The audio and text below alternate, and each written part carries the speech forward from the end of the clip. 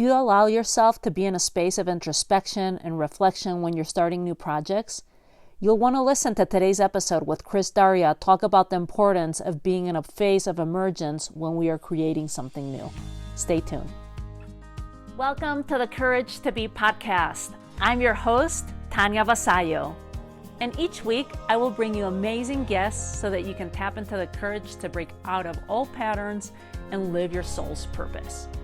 Before we get into this episode, if by the end you enjoyed it, please follow, rate, review, and share the podcast so we can reach more people. Because here's the thing, I'm on a mission to close the gender gap in the podcasting world so that more and more women's voices are heard. If you feel that this is something you value too, then please take action by rating, reviewing, following, and sharing the podcast. We can only do this together. Check out the link in the show notes to see how this is done. And make sure to stay until the end to claim some free gifts I have for you. Welcome back to the Courage to Be. We have Kris Daria with us today. Welcome, Kris. Hi, everyone. Hi, Tanya. I'm glad to have you here. And I want to hear a little bit about your story and the work that you do. What kind of work do you do? How do you help people? And how have you arrived to where you're at right now? Yeah, so that's been an interesting journey because, like I was telling you before we pressed recording, if you had asked me these questions like 2 months ago, it would have been a totally different thing. So currently, I'm an email marketer. I support women with e-commerce businesses, and I really help them save a lot of time by setting up their email automation so they can sell more on autopilot. That's been my main business. Over the past year, I do some consulting, but I've also been a coach inside of other people's programs. I've done workshops and produced digital products around that body of knowledge that I've had after, over 10 years in the digital marketing space, in corporate, in the ad world. I started working for myself 3 years ago at the beginning of the pandemic in 2020, and that was at the end of my mat leave. After 1 year of being on mat leave, I was supposed to go back to work. And I realized that I didn't want to go back to work. And that's when I started working for myself. So that's been what I've been doing for the past 3 years. And that's what I'm doing now. That's really my focus. It's really helping women who have businesses. A lot of them are moms, creative entrepreneurs, and they have a lot on their plate. So I just love that I can help them with email. Doing their thing. When you said mat leave, I'm guessing it's maternity leave, right? Oh Yes, maternity leave. Just for clarification for me. And I think this is so important, Kris, that you talk about that, because I feel, coming from a country like Spain, I was born and raised there, maternity leave is very honored for women. It's like we give the space for the moms, even paternity leave. You could basically get 6 months of paid maternity leave. You can tack on another 1 month of lactation. And then if you tack on your 30 days vacation, you could pretty much ride almost your first year paid for. Here in Canada too, I had like 12 months, almost 12 months. Okay, so that's what I was going to ask you. Where are you based? Because here in the States, when I, was thinking of having my daughter, luckily I worked for myself, but the corporations and the laws aren't very friendly towards maternity leave here. So you're based out of Canada, and what are the rules there? So it's very also dependent on your employer. At the time I was working for a big company, so they supplemented the first few months so that you get like 100% of your income. So the government pays you maybe, can't remember, like 70% or something. And so your employer might decide to top it up as a bonus, for being an employee.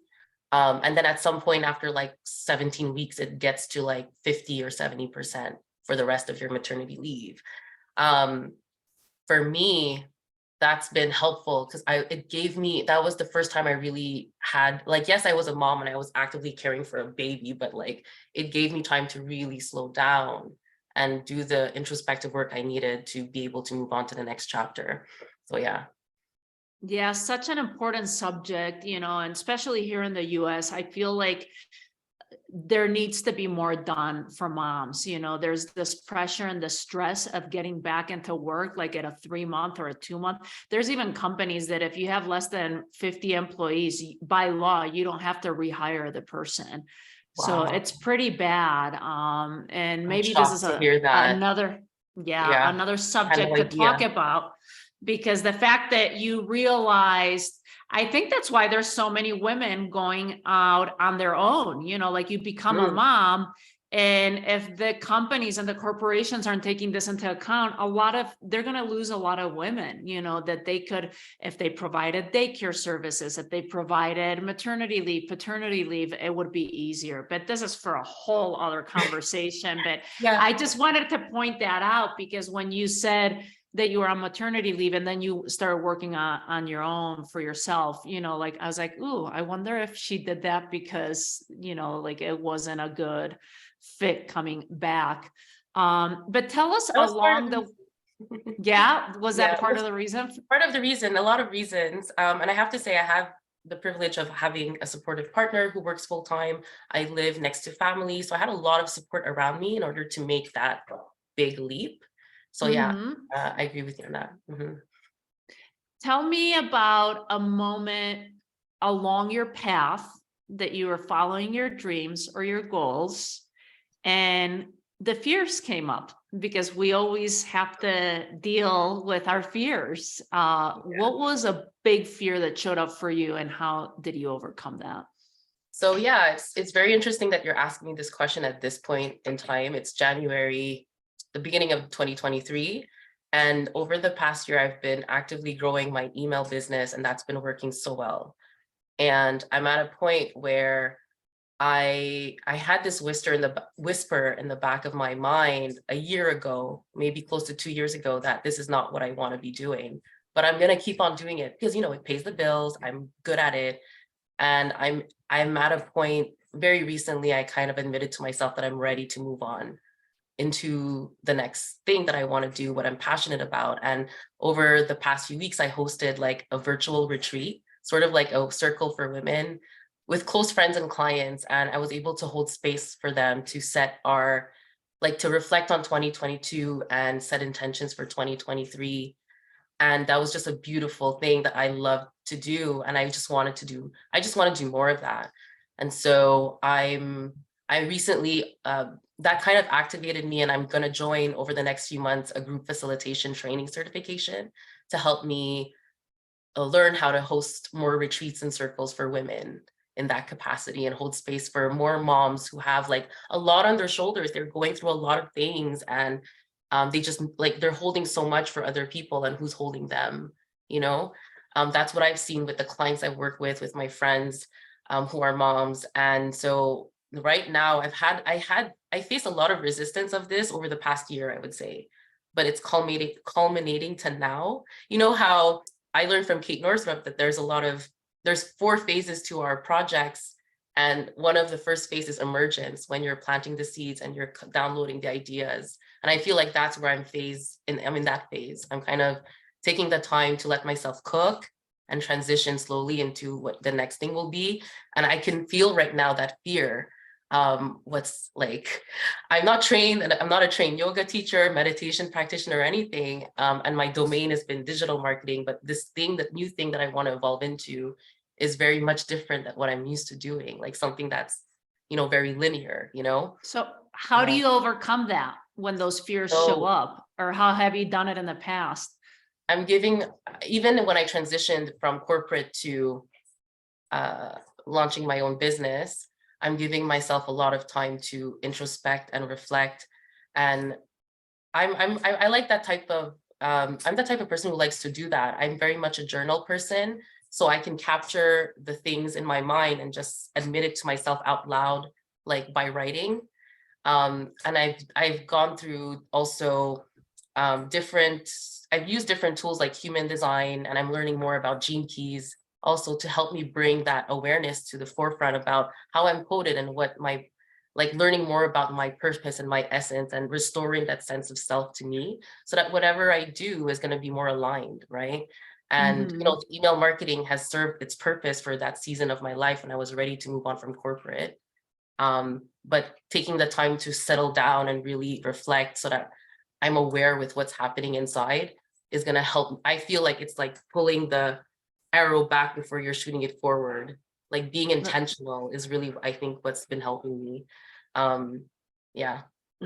And what about, because when you're saying taking the time, is it because you have savings and you're taking time off, or are you still working while taking time off to I've made transition? Because that's a big distinction for many people, that could be like, oh, well, I don't have that, I work at a full-time job and I can't just take time off to think about what's next for me. Like, how are you incorporating? Because that's a great aspect, and I am a big believer in journaling and introspection, but how would you suggest for anyone that's listening on taking time off?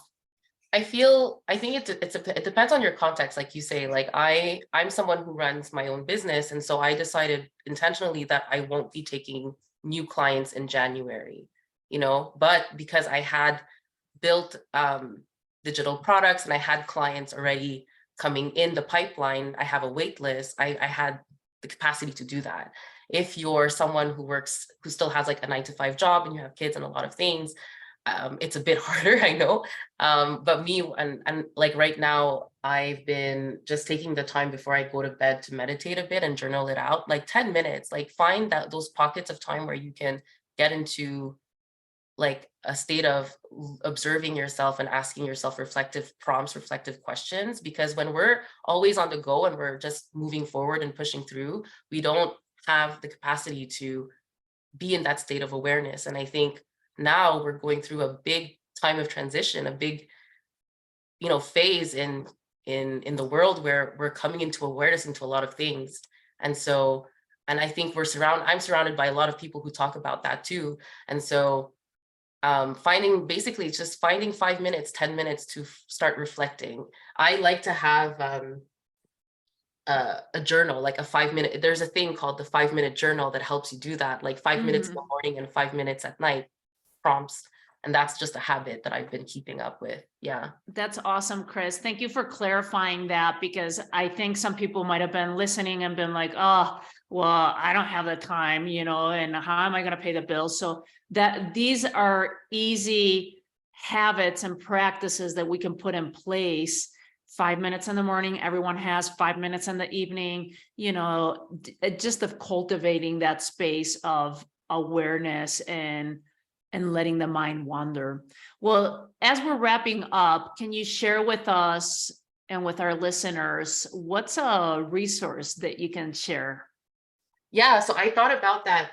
The thing that I mentioned, I'm going to pull it up here. It's this thing that you can buy. It's called the 5-minute journal. It's showing up. Okay, yeah. And so if you get that, I've been collecting these books for the past 5 years. Oh, wow. And so it's so good to witness like the reflections I've had over the past few years. It's the same format every day. It's quick. It's not like never ending. It's like quick prompts, and the book that I've been really reading into, if you're familiar with human design, the Gene Keys is like the Gene Keys. Yeah, it's like it takes human design to a deeper level. So it's another type of system that gives you like just by typing your birth date, you get your profile and it gives you more insights into your life purpose. And it's a study, it's a practice. So I've learned about it a few years ago, but I bought the book very recently and I love diving into it. I'm someone who likes to collect a lot of books and research and do that. So that's been a really good resource for me lately to kind of help me fine tune where I want to go and my next chapter. So I love that. Wonderful. Thanks for that. Thanks for sharing that, Kris. I appreciate it. Well, thanks for your time today and for being here and enlightening us with your practices and your thoughts. And there goes my dog. So thank you, Kris. Thank you, Tanya. Thank you for having me. I am so grateful that you joined me for this episode. As my way to thank you, I'd like to invite you to join our next cohort of Money Magic Miracles, my signature program that took 25 women to manifest over $1.2 million collectively in just 8 weeks. If you'd like to raise your vibration and be in this kind of energy so that you become more attractive and magnetic, then I highly encourage you to join us. You can sign up with the link in the show notes. Doors close Sunday at midnight, and I look forward to seeing you there.